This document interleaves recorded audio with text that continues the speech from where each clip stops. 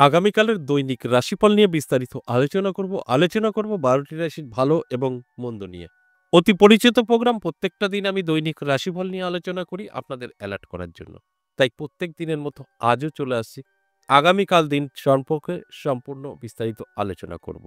আগামীকাল 21শে ফেব্রুয়ারি শুক্রবার, অষ্টমী তিথি, অনুরাধা নক্ষত্র, ব্যাঘাত যোগ ও জন্মরাশি বৃশ্চিক। এবার আমি 12টা রাশিকে নিয়ে বিস্তারিত বলবো, কোন কোন রাশির ভীষণ শুভ সময় থাকবে, কোন কোন রাশির সতর্ক থাকতে হবে, সবটাই কিন্তু আমি বলে বোঝানোর চেষ্টা করব।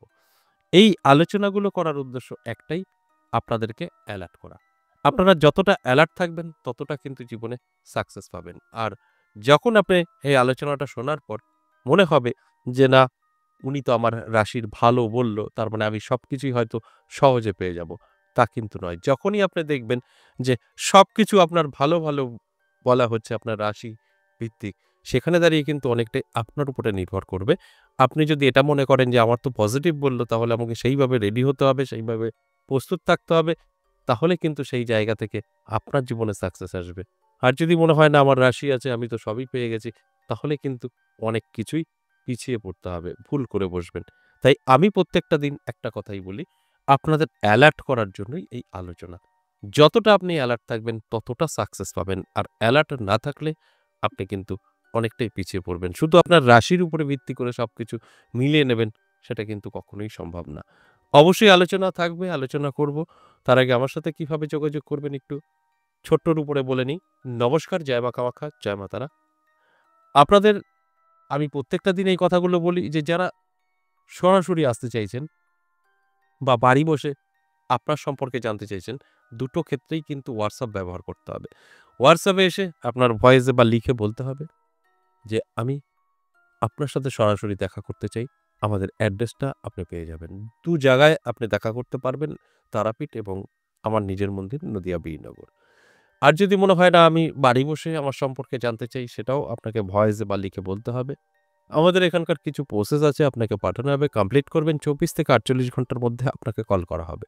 ঠিক এইভাবে আপনি অনলাইন এবং অফলাইন আমার সাথে যোগাযোগ করতে পারবেন। এছাড়া এই ফেব্রুয়ারি মাসের ২৬ এবং ২৭ তারিখ আমার মন্দির বাৎসরিক পুজো। ২৭ তারিখে মায়ের পুজো, অর্থাৎ জবা মায়ের পুজো, অমাবস্যা তিথি। তাই সেদিন আপনারা, আমি সকলকে তো বলতে পারব না, অনেক দূর, দূর থেকে যারা দেখছেন, তবে আমি বলব আমার আশেপাশে যারা আছেন প্রত্যেকের জন্যই আমন্ত্রণ রইল। সম্ভব হলে আসবেন, মায়ের দর্শন করবেন এবং প্রসাদ খাবেন। আর যদি মনে হয় যে না, আমার বাড়িটা অনেকটাই দূর, তাহলে অনলাইনেও আপনি দর্শন করতে পারবেন।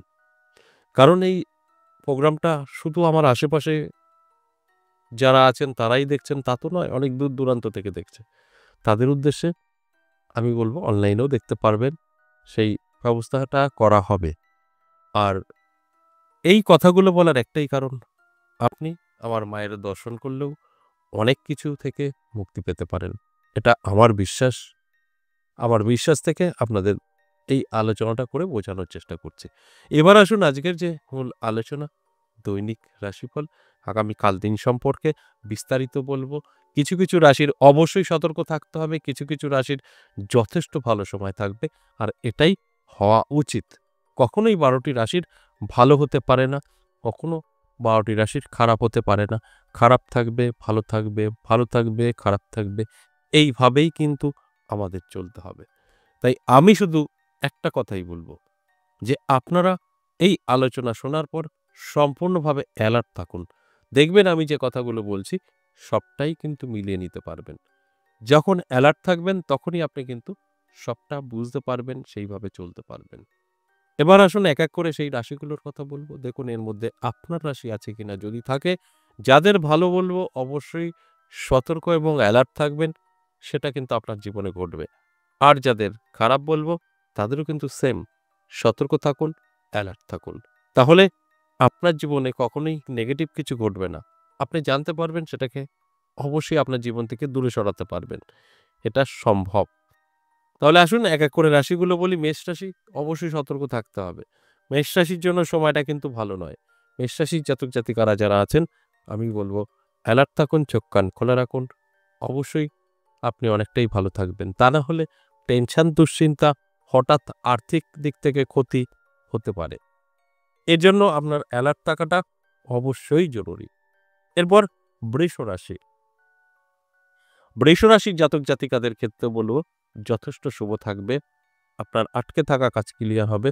নানা দিক থেকে সুযোগ সুবিধা আপনি পেতে পারেন। এই দিকগুলো আপনার জন্য শুভ। আর এই শুভ সময় শুভ কাজে ব্যবহার করতে হয়। এই টাইমটা অর্থাৎ আগামীকাল আপনি যদি অ্যালার্ট থাকতে পারেন, আপনার কোনো কাজ করার যেটা বহুদিন ধরে চেষ্টা করছেন, সাকসেস হচ্ছে না, সেটা যদি পুনরায় চেষ্টা করতে পারেন, আপনার কিন্তু সাকসেস আসবে। এরপর মিথুন রাশি। মিথুন রাশির জাতক-জাতিকাদের দারুণ সময় থাকবে। মিথুন রাশির জাতক-জাতিকাদের ইনকাম বৃদ্ধি পাবে। নানা দিক থেকে সুযোগ এবং যোগাযোগ তৈরি হবে। যেখানে দাঁড়িয়ে আপনার কিন্তু ভাগ্যের চাকা ঘুরতে পারে। নানাভাবে সুযোগ সুবিধাও কিন্তু আপনি পেতে পারেন।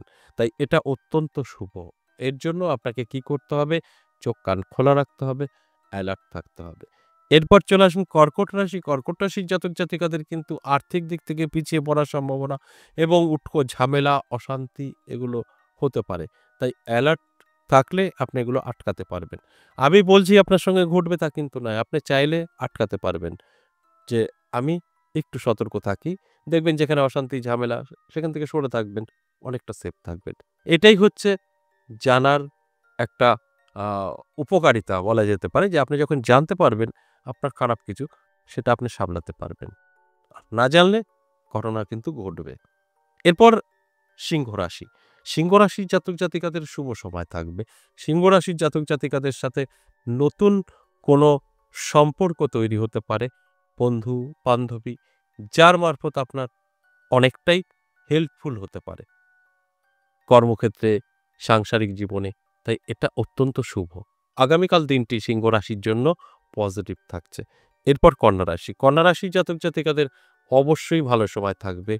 প্রাপ্তিযোগ তৈরি হয়েছে সেখানে হঠাৎ আর্থিক উন্নতি হবে এটাই স্বাভাবিক।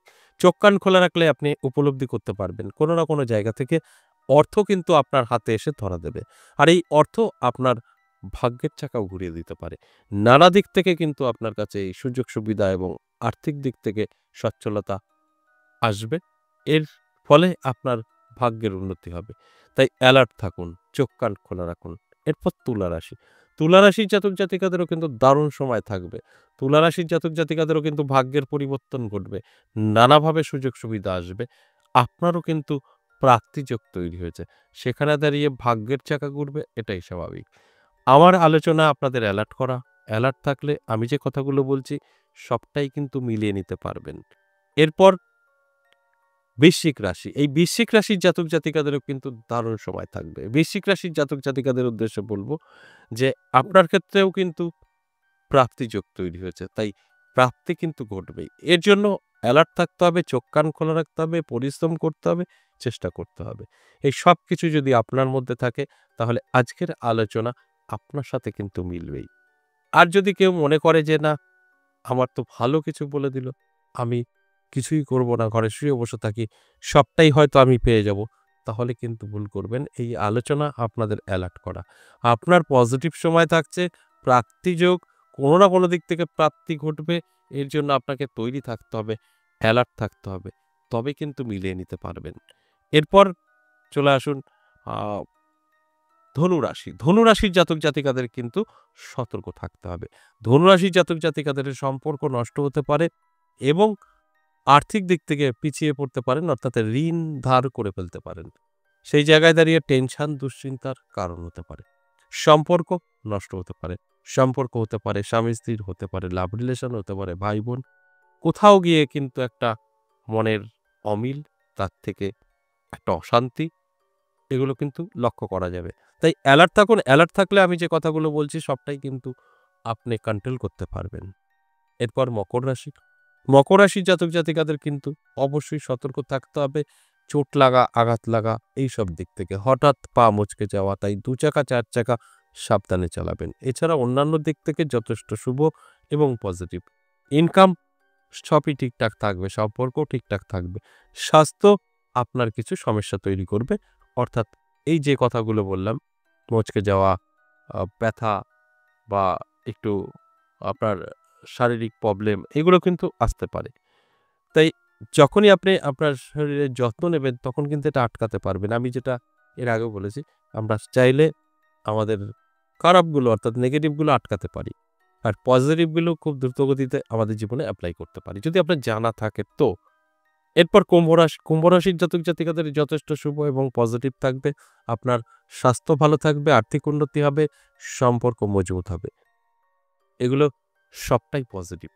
এর জন্য আপনাকে অ্যালার্ট থাকতে হবে, চোখ কান খোলা রাখতে হবে। আপনি যদি অ্যালার্ট থাকেন, চোখ কান খোলা রাখেন, আমি যে কথাগুলো বলছি সবটাই কিন্তু আপনি মেইনটেইন করে চলতে পারবেন। অর্থাৎ পজিটিভ যাদের নিয়ে তারা কিন্তু অবশ্যই পজিটিভলি আপনার জীবনে উন্নতি করতে পারবেন।